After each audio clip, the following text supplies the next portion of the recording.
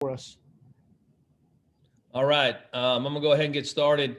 Been a long week. I mean, man, we've been inside from last Friday, scrimmaged in the Palmero. Been a tough week in our community. I've had my pipes freeze at my house and stuck at my house. I'm driving my family crazy. And we know that's going on in Texas right now, too. So as the Texas communities are affected by this, it's just been a really tough week. We are still planning on boarding a flight and getting out of here tomorrow afternoon. We're flying out of Birmingham and trying to get in there for our practice time and play a great week in Fort Worth or Arlington, excuse me, and be able to compete against the other best teams in the country. We've had to back it up a day because of the situation there in Dallas, and then we have a lot of logistical things we're still working through. And hopefully we have great weather so we can get out tomorrow. But the plan is for us to still go and compete against the best teams in the country at this point. And things could change. But right now we're heading to practice here in a little bit, trying to get our minds right and our focus right so that we can compete at the highest level. And, as we start this season, but it's amazing through this COVID time, we're having to go through something like this. It's probably as stressful as a week as I've been a part of besides COVID. And I give a lot of props to our administration because they've done a lot of work and a lot of efforts to help us get out there because they know how hard, these kids have worked and how much this game's been taken away from during this process. So we're excited to possibly be able to get out there and play ball. Questions? And then get your name in the chat and we'll get it to you. And I think we had John Sokolov get in there first. Go ahead, John. Hey, Chris, just wanted to get like a brief overview, what you kind of know about, Texas and TCU and Texas Tech and what makes those guys just such like a dangerous matchup on those three levels. Well, all three are ranked in the top 10 in the country in some poll or the other. So you're playing, they can pitch, they can hit, they can defend if they're in that area. Texas matchup for us, older team like most teams are right now, but they usually are very athletic, play very fundamental baseball. And we're facing Ty Madden, who is, listed as one of the top pitchers in the entire country, preseason All-American, listed as a first rounder, early first rounder. So we're going to have our hands full right off the bat competing against him.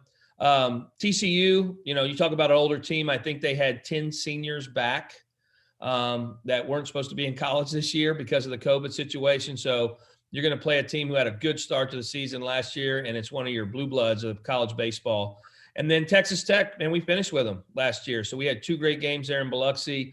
They're probably the highest ranked team there. Power pitching.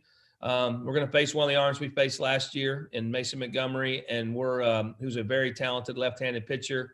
And then we have, they have some great offensive players, some kids with a lot of athleticism, and can do a little bit of everything. So it'll be a grind for the weekend. I mean, they have a grind on their side too, facing us and Ole Miss and Arkansas. But we're excited, to get out there and compete, and hopefully playing in a dome, we can get out of this bad weather. And one quick follow-up from me. What's your weekend rotation looking like? Yeah, we're going to go McLeod, Bednar, Sarantola. So that'll be our weekend rotation for this upcoming week and, for a Saturday, Sunday, Monday series. Thank you. Mm-hmm. Next, we will go to Ben Portnoy. Chris, just given this week and all the weather and everything, what's kind of been the process in terms of actually getting this thing together and getting out and kind of what's this week been like on your end?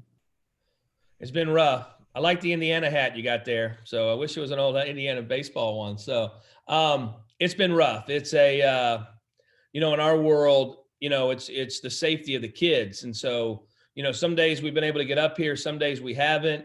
Some days we've had some kids and not others because of the situation of getting around town and electricity and, baseball kind of goes to the side during this. So we were able to get in here yesterday. Some guys were able to get in the day before.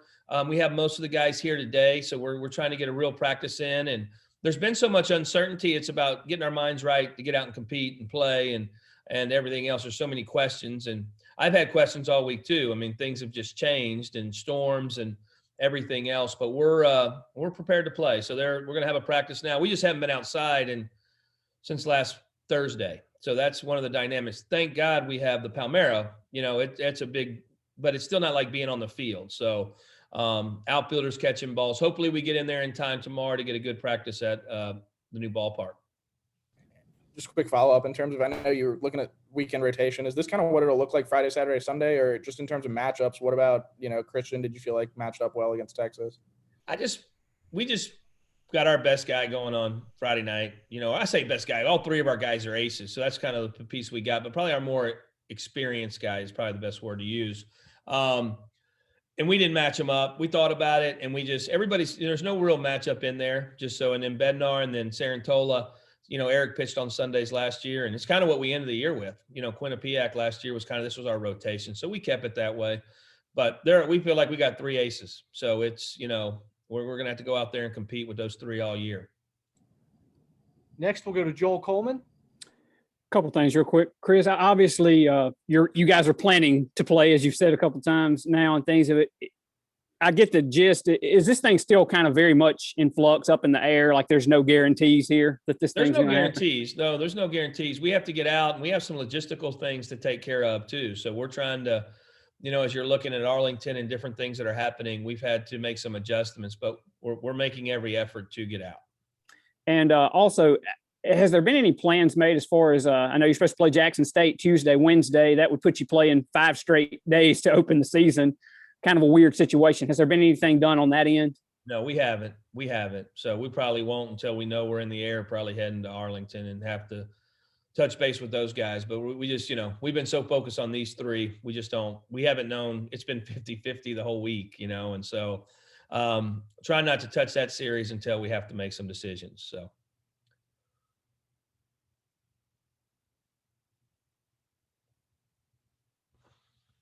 Are we good? Next, we will go to Robbie Falk. Hey, Chris. Obviously, we've seen the rotations out from Arkansas and from you guys. Ole Miss has said that everything's good to go. So you guys have got to be feeling confident for the most part, hearing what you're hearing from Texas. What are those guys saying about the logistics of what's going on there, and how confident are they that this will get played? Well, I think they're pretty confident. I mean, it's you got 3 teams. They're all in Texas, but Lubbock's way down there, and then Austin, man, Austin's been hit hard. I mean, so is Dallas area, but Austin and Houston and these areas have been hit hard. So, I haven't talked to everybody, but I know the life in their communities has been really tough. So everything's been touch and go all week long. So everybody feels pretty positive that everything's turning in the right direction there, and we should be good for the weekend.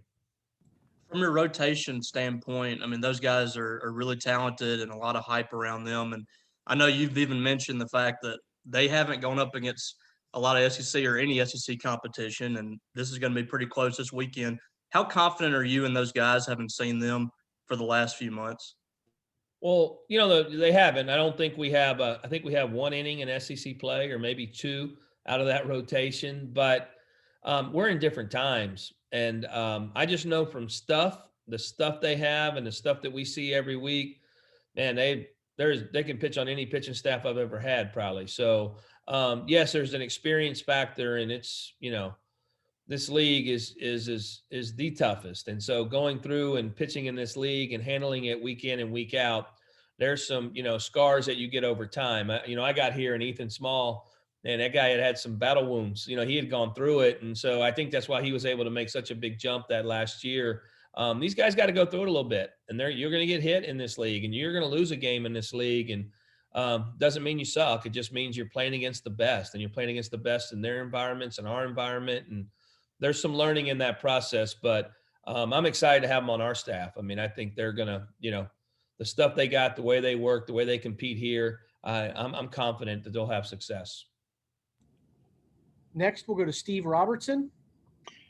Hey, Chris, I know it's been, kind of a stressful week for everybody, and with players, I'm sure it's in the back of their mind. This thing may not get played. It may get played, and they're getting calls from home and stuff. How do you kind of keep those guys engaged and kind of keep them focused on the weekend? That's been a challenge this week. I mean, we haven't even had them with us much. It's been a lot of group me. And to be honest with you, we haven't talked too much about the weekend, because it's been more about, hey, do you got heat? Are you able to get food? Are you able to, some of those things that we've talked about now. Yesterday was we got here and we were all together for the first time all week. The message, you tried to make the message as clear as you could be. And then today, is, hey man, it's game week. It's time to go. It's time to get ready. It's, I think that's the message for us is they got to be ready to go. And every team in this tournament's dealing with what we've dealt with. So it's not like we're in our own world. Luckily for us, our pitchers have been able to keep throwing and we've been able to hit. And, we just got to, make sure they're focused and ready on the job at hand. And a quick follow-up to that. I mean, how beneficial is it to have that core of guys like Tanner and Rowdy and Hatch that have kind of, been through the wars a little bit, kind of keeping these guys loaded? Yeah, they're great. I mean, that's the experience factor. We're not going to walk in there and play scared with those guys. I mean, those guys have done it, been there. I mean, think about this weekend. All week long, they're not sure if they're going to play. Then you're going to pull up to the nicest ballpark in anywhere, and you're going to play in front of 10,000 fans. You haven't played in front of anybody for 350 days. And then on top of that, you probably have about 150 scouts in the ballpark. So there's some dynamics in there. Hopefully we can get in there and, like I say, play free, just nice and relaxed and play some aggressive baseball. There'll be a little bit in those first couple games, I guess, of getting used to the environment. Next, we'll go back to Ben Portnoy. Not to get too hypothetical here, but just in terms of dealing with this weekend, if this weekend doesn't go on, are you guys in a place where you guys feel like you can schedule a game this weekend in Starkville or anything like that? Or is there any kind of discussion on that front? There's been a little discussion, but it's hard to, you can't lock anything down unless something else happens. So our focus has been about getting to Arlington. We've looked and watched as other teams have been not be able to make certain things, but it would be, if we couldn't get to Arlington, then we'd look at that. So it's same thing with the midweeks next week. We're trying to take care of this piece first. There's so many moving pieces going on right now. We feel like, staying as focused as we can on that. But if we couldn't, then we would try. But, hopefully we get to Arlington. Next, we'll go back to Joel Coleman. Let's talk actual baseball here for a second, I guess. But if you guys get on the field in Arlington, I know left field and third base were kind of two of the more, I guess, involved position battles, a little uncertainty there heading into the year. Do you have any idea at this moment who you plan to run out there, I guess, for opening day in left field and third, or are you still kind of kicking some things around? It's a little bit matchup. We got, Brad Cumbus is an option in left field. Drew McGowan's an option in left field right now. We got, Brandon Pimentel could be an option. We have, my swing guy in here a little bit is Kellum Clark. Kellum Clark's, last week or so has been really good offensively for us and, could play third, could play left, could play first, could do some things. And, Hatcher could play the outfield and, we just have a little bit of swing in there. Kellum and Landon Jordan have played a lot of the third base for us in our scrimmages. So you'll see those guys competing and then rotating through some DH roles and things like that. So I think those guys, our other guys are pretty much the ones we knew coming back. And there's been that rotation in there. I think you'll see all those guys get in there a little bit, possibly.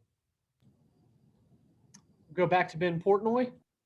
Kind of on the topic of position battles, just in terms of catcher, how do you kind of plan on working with Logan and Luke in terms of that? Is that a matter of who's pitching, or is it just kind of a feel? I guess, is there any kind of balancing act there? I think it's a little bit about who we're playing, trying to match up the best catcher for if it's an athletic team or, different things that you have there. A little bit of who's pitching.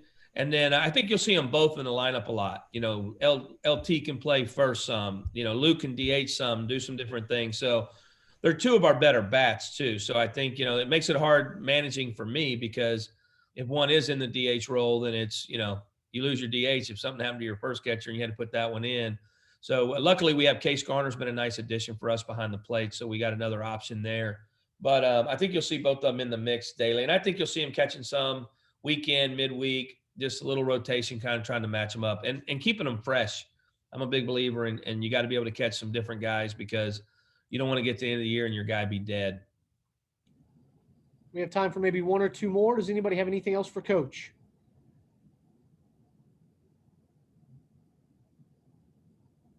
If not, thanks for your time, Coach. Thanks everybody. Guys.